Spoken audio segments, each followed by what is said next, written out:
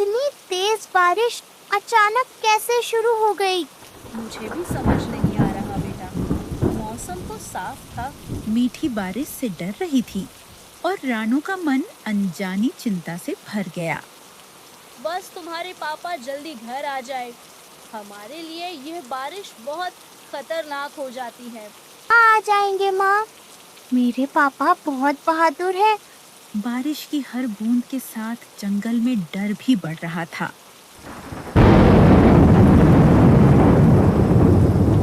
उधर जंगल के दूसरे छोर पर बारिश अब तेज से तेज होती जा रही थी।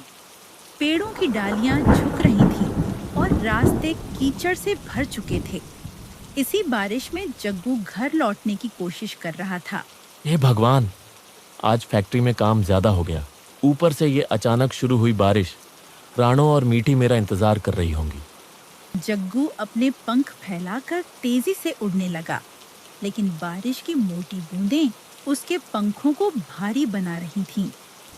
मुझे किसी भी हाल में जल्दी घर पहुंचना होगा। तभी तेज गरज के साथ बिजली चमकी। एक बूढ़ा पेड़ जोर से हिला और उसकी एक बड़ी डाल चरमराकर टूटकर जग्गू के ऊपर गिर गई। अरे ये क्या, मेरा पंख! डाल सीधे जग्गू पर गिरी। वह जमीन पर गिर पड़ा। बारिश लगातार गिर रही थी और जग्गू अब उड़ने में असमर्थ था। हे भगवान, अब मैं क्या करूं? इस हालत में मैं घर कैसे पहुंचूंगा? जंगल में अंधेरा बढ़ रहा था। बारिश रुकने का नाम नहीं ले रही थी और जग्गू अकेला खतरे के बीच फंस चुका था। मेरा पंख, मैं उड़ नहीं पा रहा हूँ। डाल कुछ दूर लुढ़क गई, जमीन पर पड़ी रही। जग्गू आजाद था, पर चोट ने उसे बेबस बना दिया था। तभी बारिश की आवाज के बीच ऊपर से एक कर्कश हंसी गूंजी।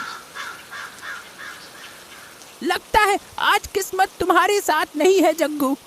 पेड़ की ऊंची डाल पर बैठा शेरू कौवा तेज नजरों से सब देख रहा था।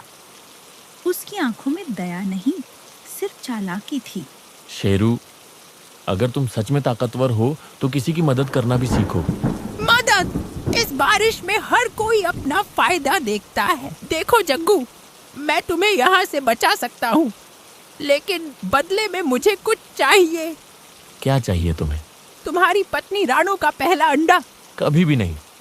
मेरे परिवार की कीमत मेरी जान से भी ज्यादा है। तो फिर यही बैठे रहो।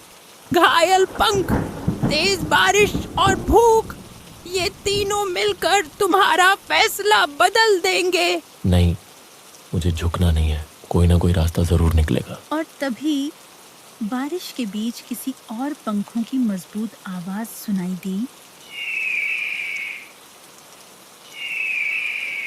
अरे, ये आवाज तो वीराबाज की है। डर से शेरू कौवा के पंख फड़फड़ाने लगे। वह एक पल भी रुके बिना तेजी से उड़कर वहां से भाग गया।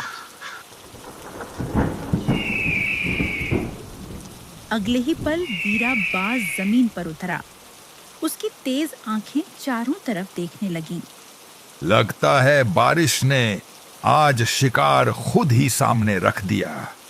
ये सुनते ही जग्गू ने तुरंत अपनी आंखें बंद कर लीं, सांस रोक ली और बिल्कुल निश्चल हो गया, जैसे उसमें कोई जान ही न हो। वीराबाज कुछ पल जग्गू को देखता रहा, फिर धीरे से बोला, नहीं, मैं मरे हुए पक्षी का शिकार नहीं करता। इतना कहकर वीराबाज ने पंख फैलाए और आसमान की ओर उड़ गया। भगवान का शुक्र है, मेरी चाल काम आ गई।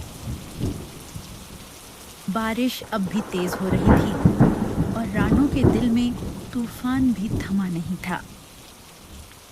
इतनी देर हो गई है मीठी। तुम्हारे पापा कभी इतनी देर नहीं करते। मेरा मन बहुत घबरा रहा है।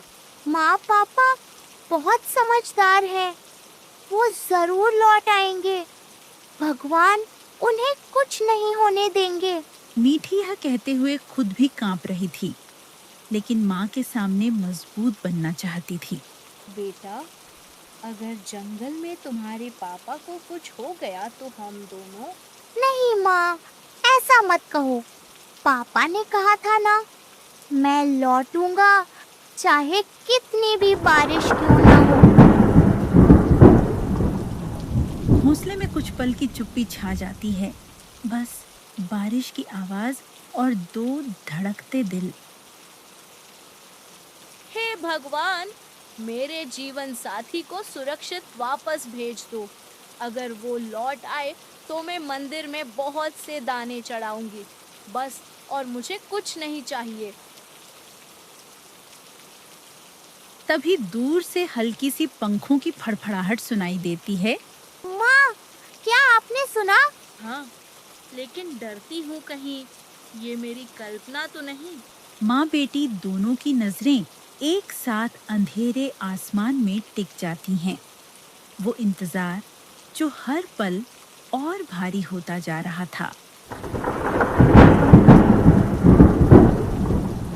बारिश फिर तेज हो चली थी। अंधेरे बादलों के नीचे एक थका हुआ पंछी अपने घर की दिशा में लड़खड़ाता हुआ बढ़ रहा था। वो जग्गू था, एक पंख घायल, सांसें भारी, लेकिन दिल में अपने परिवार से मिलने की अटूट चाह। बस थोड़ा और, हे भगवान, हिम्मत दे दो। राणो और मीठी मेरा इंतजार कर रही होंगी। हर उड़ान पर दर्द उसके पंख में चुभ जाता, लेकिन हर दर्द से बड़ा था घर पहुंचने का सपना। तभी घोंसले के पास एक साया लड़खड़ाया। माँ, माँ देखो, कोई आ रहा है। बेटा, तेरे पापा आ गए। राणो, मैं आ गया, थोड़ी देर हो गई। तुम पागल हो गए हो क्या? इतनी बारिश में, इतनी चोट के साथ, अगर तुम्हें कुछ हो जाता तो? पापा, मुझे डर लग रहा था। मुझे लगा आप कभी नहीं आएंगे। जब तक सांस है बेटा, पापा कभी लौटना नहीं छोड़ते। राणो ने जग्गू के घायल पंख को देखा, उसका दिल कांप उठा।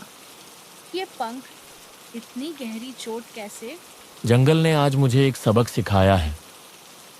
ताकत से नहीं, समझदारी से जिंदा रहा जाता है। बारिश अब भी गिर रही थी, लेकिन घोंसले के भीतर डर की जगह सुकून उतरने लगा था। माँ, पापा आ गए। अब सब ठीक हो जाएगा ना? हाँ बेटा, अब सब ठीक हो जाएगा। बाहर बारिश थी और भीतर एक परिवार फिर से पूरा हो गया था।